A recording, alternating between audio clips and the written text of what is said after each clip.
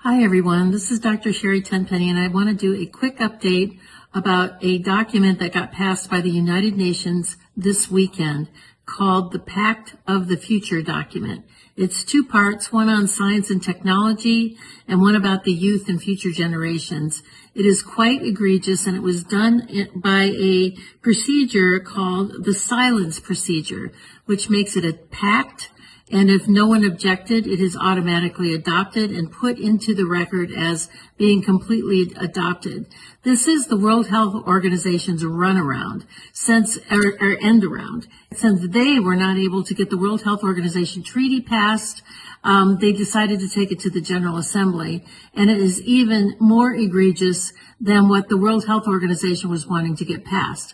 Let me just read you something really quickly about what is inside of this pact that is now being accepted by 193 nations around the world and equally open-armed accepted by our current administration. It says that this is the power structure fully digital and maximized for the control of the masses. Everyone will be expected to have a biometric digital ID that marks them not just as citizens of an individual country, but as a global citizen. So anytime you hear global citizen or anytime you hear sustainability, think that this is an egregious thing that's happening at the level of the World Health Organization and the United Nations. Anyone that has a dissonant opinion will be labeled as misinformation, disinformation, or malinformation and memory hold. Perpetrators for unimproved information will be fact-checked and punished by the system, which will be operated and enforced by artificial intelligence.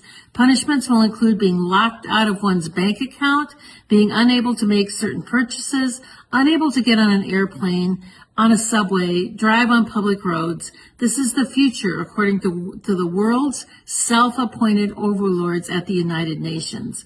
These are unelected bureaucrats that are making decisions about our country, our sovereignty around the world. Nothing could be more important at this point in time than to get prepared. Have water, food, digital access, flashlights, a way to communicate with family and friends. Now is really the time to get involved and get prepared, because this is what's coming. Our Congress is sitting on its hands. There was a press conference on the 17th about this, and no further action has been taken. So it's up to us to mobilize and to go forward, particularly with your local sheriffs, to get your constitutional sheriffs to say, this isn't going to be allowed in my county. Thank you very much. Take action. We've been talking about the onset of one world order, one world government, one world religion, one world money for a long time. Well, it's no longer coming. It's here.